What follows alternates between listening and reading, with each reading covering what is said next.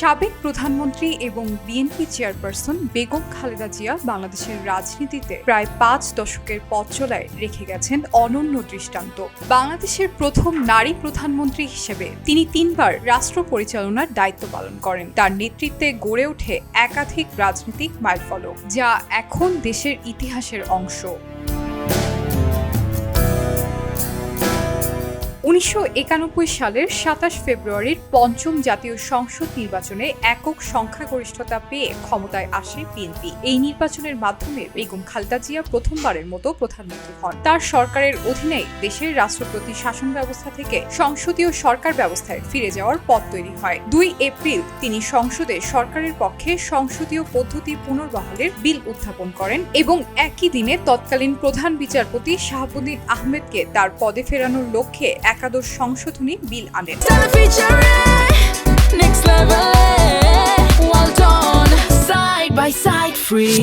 ১৯৯১ সালের ৬ আগস্ট দুটি বিলই সর্বসম্মতভাবে পাশ হয়, যা দেশের গণতন্ত্রে নতুন অধ্যায় রচনা করে।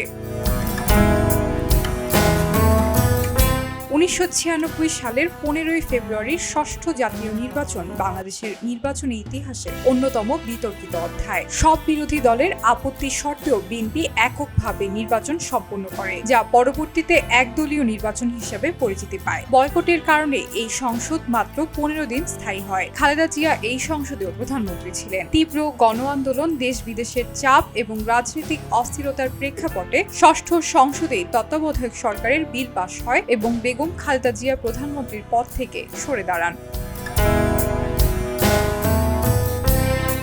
অষ্টম জাতীয় সংসদ নির্বাচনকে সামনে রেখে বিএনপি, জামায়াতে ইসলামী, ইসলামী ঐক্য জোট এবং জাতীয় পার্টিকে নিয়ে ৪ দলীয় ঐক্য জোট গঠন করে। ২০০১ সালের ১ অক্টোবর অনুষ্ঠিত নির্বাচনে বিপুল ভোটে জিতে জোট সরকার ক্ষমতায় আসে। বেগম খালেদা জিয়া তৃতীয়বারের মতো প্রধানমন্ত্রী হন। এই সরকার ২০০৬ সালের ২৮ অক্টোবর পর্যন্ত তার মেয়াদ পূর্ণ করে। ৫০ বছরের রাজনৈতিক যাত্রায় নেতৃত্ব, সিদ্ধান্ত, বিতর্ক ও অর্জন সব মিলিয়ে বেগম খালেদা জিয়া শুধুমাত্র এক রাজনৈতিক ব্যক্তিত্ব নন, বাংলাদেশের রাজনৈতিক ইতিহাসে তিনি এক গুরুত্বপূর্ণ অধ্যায়। এলো খবরের কাগজ, নিখাত, নির্ভীক, নিরপেক্ষ।